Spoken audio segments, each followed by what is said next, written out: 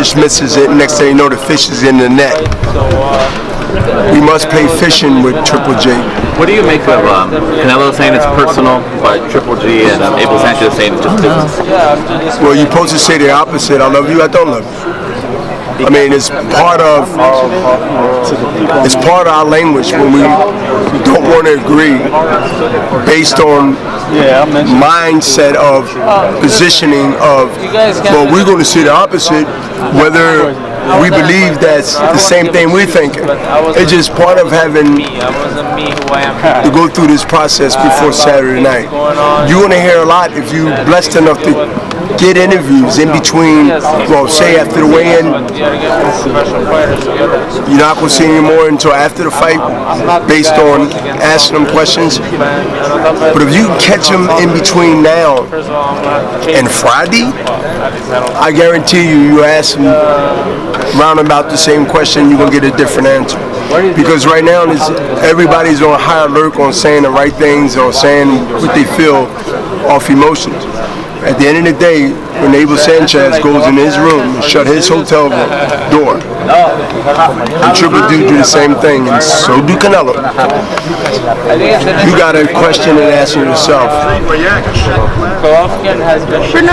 any insecurities that's in you, you got to deal with that. And I believe Triple G has, based on asking certain things that somebody else should be worried about. As you know, I see some worried / insecurities seeping in. Where do you think both fighters are mentally? Oh, you know what I'm talking about. Yeah, where do you? It's all mental right now. When you at those guys' career-wide stage, it's like you're in elementary school, then you go to next level, and then you go to the next level, and then eventually, hopefully, you graduate and you're into college. There's levels to it, like anything else. This level is, you got a guy that's been smashing people justifiably, like stood in front of him, and then you got a guy that stood up in front of you. Things ain't go absolutely 100% your way. You can get so caught up in yourself, justifiably so, that when one guy stand up and he was competitive, forget the lady judge. We know he was competitive in this fight. Whether you think he won or not, Dad, come on, as we've been through this before in other matches in history. But he was competitive enough, well, you know, he got my vote based on doing what he did. But winning is everything in boxing, not second. What do you? I think the insecurity come in. I got this young guy that can box my shoes off, and I know I can't compete in boxing. Triple G, no, and Abel Sanchez said something all week, and most of y'all heard it. If he stands there and fight us, are you a maniac? Do you sit there and you got a .22 pistol and the guy got a sawed-off shotgun and you're going to be close range and shoot at You don't have a shootout with a guy with a machine gun and you got a pistol. Canelo said, you want me to lay down too? They listen to words and they will tell you a strategy. Everyone that speaks about what they're going to do is really telling the strategy of what they're going to do. If you can take that and take the fiction out of the reality of what they're going to do, you'll look at him and say, well, he's telling the truth. That's why the fight was so difficult the first time, because Canelo didn't stay there. Now you're telling me to sit there in front of this guy with a sawed-off shotgun and I got a knife? No. I'm a finesse. I'm going to do the matrix. I'm going to let him miss, and I know I'm faster, so I'm going to make him pay for it. And then I'm going to have ketchup coming down his nose. And then I'm going to spank him and make him look stupid and frustrated, and he's going to be swinging right hooks and right hands trying to hit me up the top of the head, try to knock my equilibrium off, and it ain't going to work. And then one round gets in the bank, the other round gets in the bank, the other round gets in the bank. Now you got a puncher who live and die by one thing. If I hit you, I'm going to nail you, but it never happens. And then you have a 12-round unanimous, no controversy, lopsided decision. What happened? Oh, some reporters, he got old overnight. We seen some signs 3 fights ago. I already got the script. I already know the script. Why? Because I've been in the game 30 years as a professional, and I paid attention. I stayed woke all the time. So I understand the spin game. I understand the agenda game, and I understand reality. As long as I don't let my feelings and emotions get caught up between being a part of Golden Boy and not saying to the world the truth, then I got to worry about the Bernard Hopkins brand and my credibility. And I live with me to the grave, not anything else that I'm involved in. That's key, and my credibility. So I'm going to say the truth. I'm going to promote, but I'm going to tell you the truth.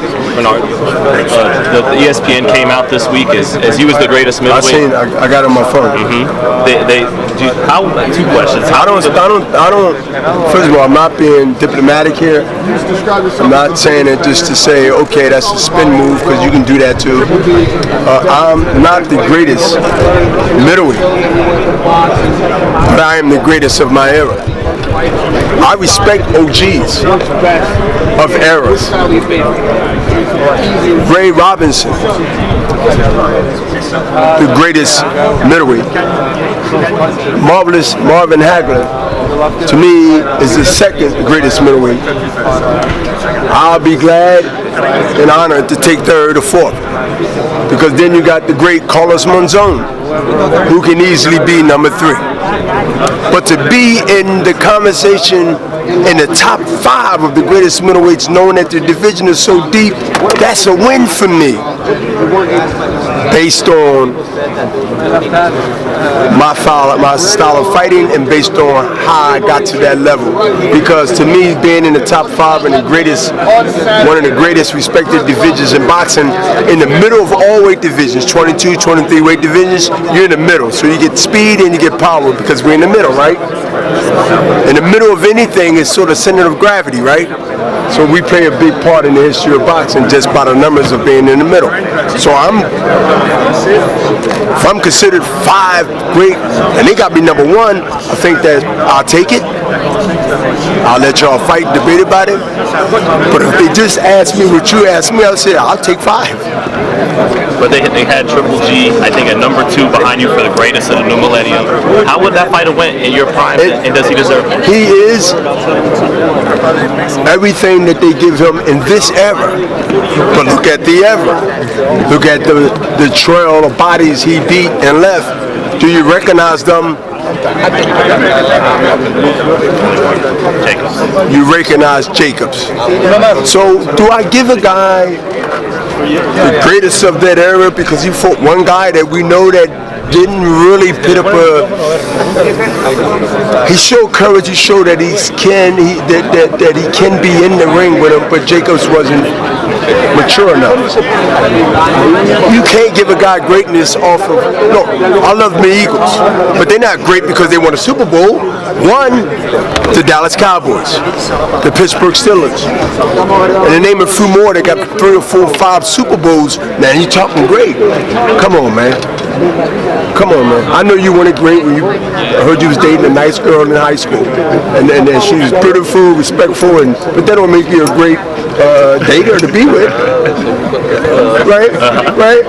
You brought it up, so I gotta let you know what I know about you, right? But you did good. You all right? You bounced back. Bernard, what do you make of Carlos Bennett saying he wants to move to middleweight? Excited. That means that Earl Spence believed that Canelo is going to beat Triple G, and it also means that Earl Spence he got it at a young age, and Earl Spence be a problem to anybody he steps in the ring with. Earl Spence to me is like a Sugar Ray Leonard in boxing of his era, but our era. Earl Spence is packaged based on his skills, based on how he presents himself, only going to get better as long as he continues to stay focused. Anything that brings a fighter into the light, when he has charisma, he has talent, and he continues to keep winning. to me, boxing will always be tribe, respect, and love.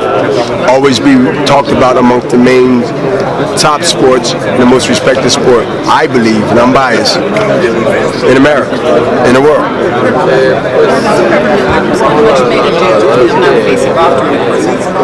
Has there ever been a point in your career where you have that amount of animus for an opponent you did want to face off with? I always wanted to face off with an opponent because I always had something to leave on his mind when he go back in his room. It was part of my psyche, strategy, and also letting them know that I am in your head. I know I'm in your head, and now we're going to fight when we're going to fight. I mean, that's going to happen. I mean, that's going to happen. But even that is a testimony of either one of those guys can say to themselves, he didn't want to face off with me, it becomes a problem. So if you think about it for a split second, it's on your mind. That guy won.